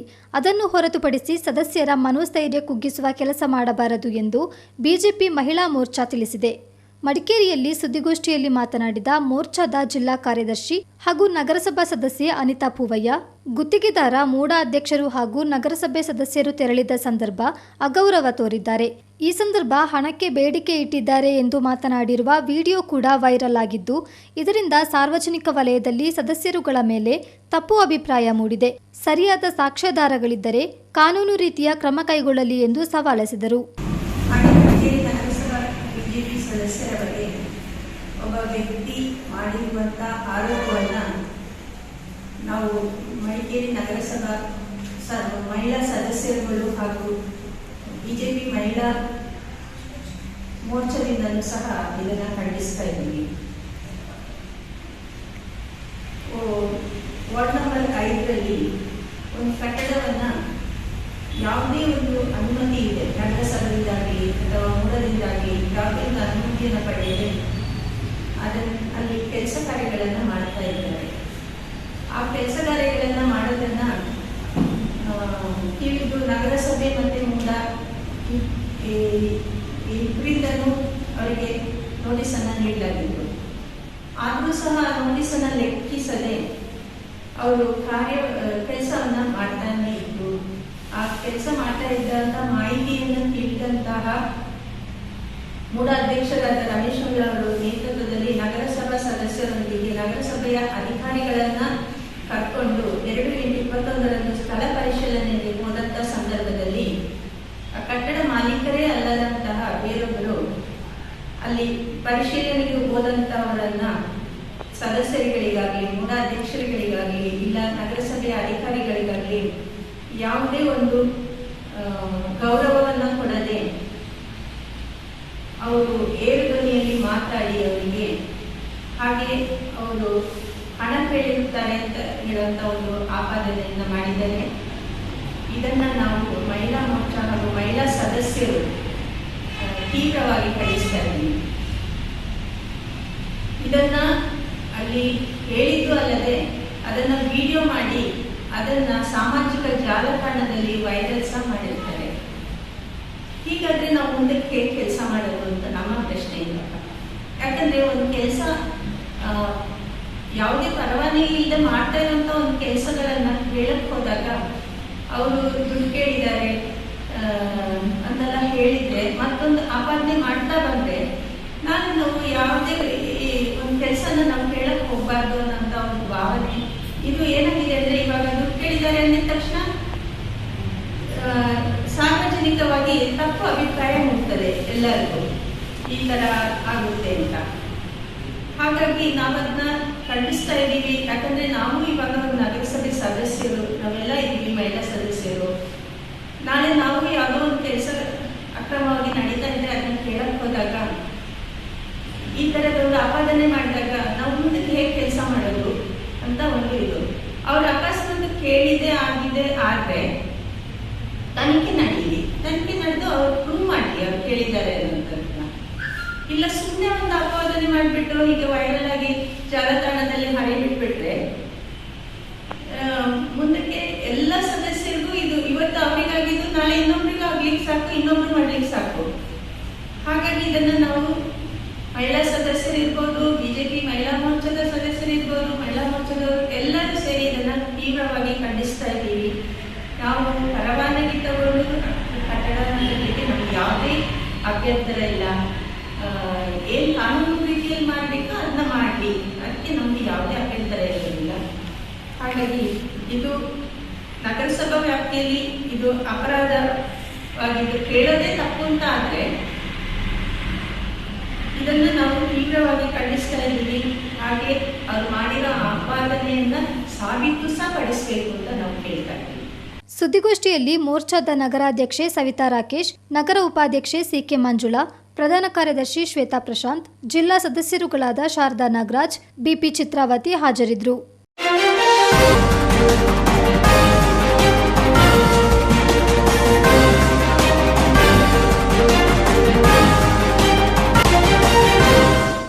ಸೈನಿಕ ಕುಟುಂಬದ ಮೇಲಿನ ಹಲ್ಲೆ ಖಂಡಿಸಿ ಮಡಿಕೇರಿಯಲ್ಲಿ ನಡೆಸಿದ ಬೃಹತ್ ಪ್ರತಿಭಟನೆಯನ್ನು ಬಿಜೆಪಿ ರಾಜಕೀಯವಾಗಿ ಬಳಸಿಕೊಳ್ತಿದೆ ಎಂದಿರುವ ಕಾಂಗ್ರೆಸ್ ಜಿಲ್ಲಾಧ್ಯಕ್ಷ ಧರ್ಮಜ ಉತ್ತಪ್ಪ ಅವರ ಹೇಳಿಕೆ ಹಾಸ್ಯಾಸ್ಪದ ಎಂದು ಸೋಮವಾರಪೇಟೆ ತಾಲೂಕು ಬಿಜೆಪಿ ವಕ್ತಾರ ಎಸ್ಎನ್ ರಘು ಹೇಳಿದ್ದಾರೆ. ಶನಿವಾರ ಸಂತೆಯಲ್ಲಿ ಸುದ್ದಿಗೋಷ್ಠಿಯಲ್ಲಿ ಮಾತನಾಡಿದ ಅವರು, ಯಾವುದೇ ಜಾತಿ ಧರ್ಮದ ಸೈನಿಕರ ಮೇಲೆ ದೌರ್ಜನ್ಯ ನಡೆದರೂ ಬಿಜೆಪಿ ಖಂಡಿಸುತ್ತದೆ. ಆದರೆ ದೌರ್ಜನ್ಯ ಮಾಡಿದವರ ಬೆನ್ನಿಗೆ ಕಾಂಗ್ರೆಸ್ ನಿಲ್ತಿರೋದು ದುರಂತ. ಕೊಡಗು ಸೈನಿಕರ ನಾಡು ಎಂಬುದನ್ನು ಕಾಂಗ್ರೆಸ್ ಪಕ್ಷ ಮನವರಿಕೆ ಮಾಡಿಕೊಳ್ಳಬೇಕು. ಸೈನಿಕರ ಮೇಲೆ ದೌರ್ಜನ್ಯ ನಡೆದರೆ ಬಿಜೆಪಿ ಅವರ ಬೆಂಬಲಕ್ಕೆ ನಿಲ್ಲುತ್ತೆ, ಪಕ್ಷಾತೀತವಾಗಿ ಸ್ಪಂದಿಸುತ್ತೆ. ಸೈನಿಕರ ವಿಚಾರದಲ್ಲಿ ರಾಜಕೀಯ ಮಾಡುವ ಅವಶ್ಯಕತೆ ಇಲ್ಲ. ಆರೋಪಿಗಳಿಗೆ ಕಠಿಣ ಶಿಕ್ಷೆ ವಿಧಿಸುವಂತೆ ಒತ್ತಾಯಿಸಲಾಗುವುದು ಎಂದರು. ಈ ಸುದ್ದಿಗೋಷ್ಠಿ ಜಿಲ್ಲಾ ಕಾಂಗ್ರೆಸ್ ಅಧ್ಯಕ್ಷರಾದ ತೀತಿರ ಧರ್ಮಪ್ಪನವರ ಹೇಳಿಕೆಯನ್ನ ನಾವು ಖಂಡಿಸ್ತಾ ಇದ್ದೇವೆ. ಜುಲೈ 25ನೇ ತಾರೀಕು ಬೋಯಿಕೇರಿಯಲ್ಲಿ ನಡೆದಂತ ಒಂದು ಅವಮಾನಕರವಾದಂತ ಒಬ್ಬ ಯೋಧನ ಮೇಲೆ ಹಲ್ಲೆ ನಡೆದಿದೆ. ಒಂದು ಸಮುದಾಯಕ್ಕೆ ಸೇರಿದಂತ ಗೂಂಡಾ ರೀತಿ ವರ್ತನೆ ಮಾಡಿ ಆ ಯೋಧರ ಮೇಲೆ ಹಲ್ಲೆಯನ್ನು ಮಾಡಿದ್ದಾರೆ. ಹೆಣ್ಣು ಮಕ್ಕಳು ತಂದೆ ತಾಯಿ ಅನ್ನು ನೋಡದ ರೀತಿಯಲ್ಲಿ ಅವರು ಯಾವ ವಿಷಯವಾಗಿ ಹಲ್ಲೆ ಪ್ರಕರಣದಲ್ಲಿ ಇವತ್ತು ಸೈನಿಕರಿಗೆ ಹಲ್ಲೆ ಪ್ರಕರಣಕ್ಕೆ ಸಂಬಂಧಿಸಿದಂತೆ ಇದಕ್ಕೆ ಬಿಜೆಪಿಯ ರಾಜಕೀಯ ಅಂತ ಒಂದು ಏನು ಇವತ್ತು ಒಂದು ಸ್ಟೇಟ್ಮೆಂಟ್ ನ ಕೊಟ್ಟಿದ್ದಾರೆ. ನಿಜವಾಗ್ಲೂ ಅವರು ಹೇಳಿಕೆ ದುರದೃಷ್ಟಕರ. ಯಾಕೆಂದ್ರೆ ಇವತ್ತು ದೇಶವನ್ನ ಕಾಯ್ತಕ್ಕಂಥ ಒಬ್ಬ ಸೈನಿಕ ಇವತ್ತು ದೇಶವನ್ನು ನಿವೃತ್ತರಾಗಿ ಇವತ್ತು ಕೊಡಗಿನಲ್ಲಿ ಆದಂತಹ ಕೊಡಗಿನಿಂದ ಒಂದು ಸೈನಿಕರ ಆದಂತಹ ಒಂದು ಬೆಲೆ ಇದೆ ಹಾಗೂ ಅವರ ಒಂದು ಕೊಡುಗೆ ಅಪಾರ. ಇಂತಹ ದೇಶದ ಸೈನಿಕರ ಮೇಲೆ ಅಮಾನ್ಯವಾಗಿ ಈ ಒಂದು ಫ್ಯಾಮಿಲಿ ಒಂದು ಕುಟುಂಬ ಸಮೇತರಾಗಿ ಇದ್ದಾಗ ಒಂದು ಹೆಂಗಸು ಸಮೇತ ಲೆಕ್ಕಿಸುತ್ತಲೇ ಈ ಅನ್ಯ ಮಧ್ಯದಿಂದ ಈ ರೀತಿಯಾದ ದಬ್ಬಾಳಿಕೆಗಳು ಹಾಗೂ ಅವಾಚ್ಯ ಶಬ್ದಗಳಿಂದ ನಿಂದನೆ ಈ ಒಂದು ಹಲ್ಲೆ ಮಾಡತಕ್ಕಂತಹದ್ದು ದೇಶವೇ ತಿಳಿಸಬೇಕಾದಂತಹ ಒಂದು ಪರಿಸ್ಥಿತಿ. ಅಂತ ವಿಚಾರಗಳಲ್ಲಿ ಇವತ್ತು ಕಾಂಗ್ರೆಸ್ನ ಒಬ್ಬರು ಅಧ್ಯಕ್ಷರಾಗಿ ಇದೊಂದು ರಾಜಕೀಯ ಬಣ್ಣ ಅಂತ ಹೇಳ್ತಕ್ಕಂಥದ್ದು ನಿಜವಾಗ್ಲೂ ಅವರ ಹೇಳಿಕೆಗೆ ಅದು ಶೋಭೆ ತರೋದಿಲ್ಲ. ಹಾಗಾಗಿ ಇದನ್ನ ನಮ್ಮ ಭಾರತೀಯ ಜನತಾ ಪಾರ್ಟಿ ಇವತ್ತು ಉಗ್ರವಾಗಿ ಖಂಡಿಸಬೇಕಾದ ಪರಿಸ್ಥಿತಿ ಬಂದಿದೆ. ಇವತ್ತು ವಕ್ತಾರರು ಹೇಳಿದಾಗೆ ಇವತ್ತು ಖಂಡಿಸಬೇಕಾದಂತಹ ಸಮಯದಲ್ಲಿ ಇವರು ಅವ್ರನ್ನ ಅವರ ಪರವಾಗಿ ಬ್ಯಾಟಿಂಗ್ ನಿಲ್ತಕ್ಕಂಥದ್ದು ನಿಜವಾಗ್ಲೂ ಅವರಿಗೆ ಶೋಭೆ ತರ್ತಕ್ಕಂಥದ್ದಲ್ಲ. ಹಾಗಾಗಿ ಇದನ್ನ ನಾವು ಯಾವುದೇ ಕಾರಣಕ್ಕೂ ತಾಲೂಕು ಬಿಜೆಪಿ ಇವತ್ತು ಜಿಲ್ಲಾ ಬಿಜೆಪಿ ಇದನ್ನ ಖಂಡಿಸ್ತದೆ.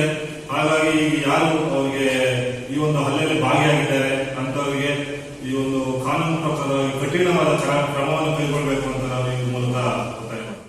ಸುದ್ದಿಗೋಷ್ಠಿಯಲ್ಲಿ ಸೋಮವಾರಪೇಟೆ ತಾಲೂಕು ಯುವ ಮೋರ್ಚಾ ಕಾರ್ಯದರ್ಶಿ ಹಾಗೂ ದುಂಡಳಿ ಗ್ರಾಮ ಪಂಚಾಯಿತಿ ಉಪಾಧ್ಯಕ್ಷ ನಿತಿನ್, ದುಂಡಳಿ ಗ್ರಾಮ ಪಂಚಾಯಿತಿ ಸದಸ್ಯ ಮನು, ಪಕ್ಷದ ಪ್ರಮುಖರಾದ ಯತೀಶ್ ಹಾಜರಿದ್ದರು.